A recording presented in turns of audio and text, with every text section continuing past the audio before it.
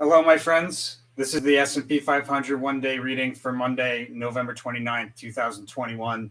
And the overall theme for the day is a decline through multiple support levels. We have a local low correlator, and we have a trade correlator for the month. Ace of Cups, Queen of Discs. So the revisiting of an opportunity. Ace of Cups is also a like a U-shaped dip, generally a pretty good opportunity. And we have the fortune card. So there's a push higher right in the pre-market to a distant resistant level. And then there's a turnaround. There's the fortune card. There's like a reversal, and a trade opportunity somewhere in the fluctuation right around the open. But there's a push between 9:30 and 10. There's a relatively big push,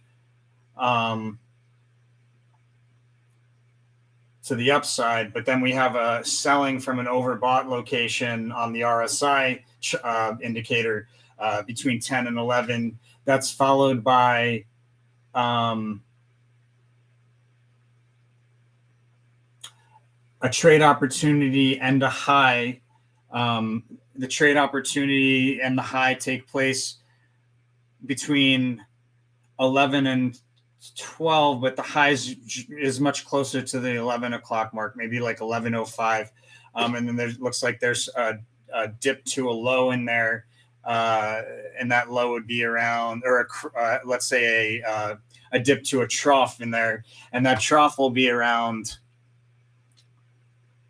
11:45-ish, sort of somewhere in there, 11:35 to 12-ish. We have an opportunity to open a position in both directions to play both sides of the market using option spreads, or covering long positions, that sort of thing. There's an opportunity to put that together within the midst of the low, and another crest there between, it looks like 12:30-ish.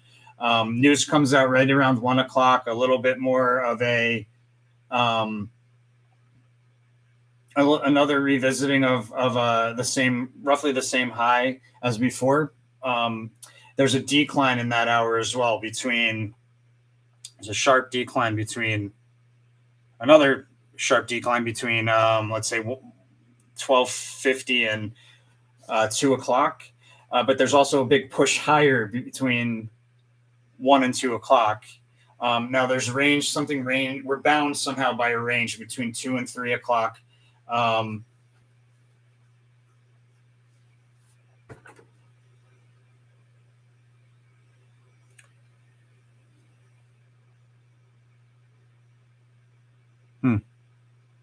We come up against the range between 2 and 3 o'clock, and then there's a push higher from 3 to the close.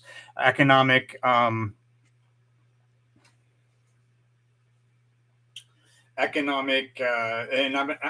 leaders highlighted right around the close, and moving into the close, there's a move higher, but it's also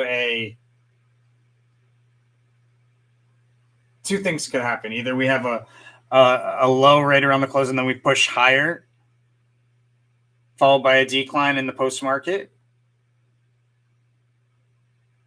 or we have a push higher in the last hour based on economic leader.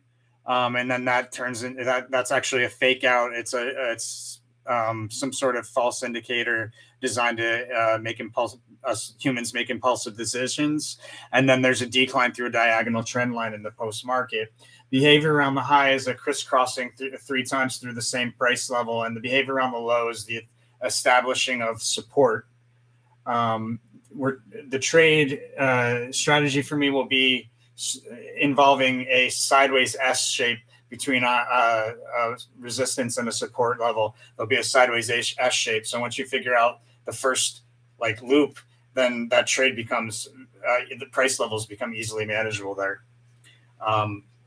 If you guys want me to explain that in more detail, let me know. I could go into some more technique type of stuff.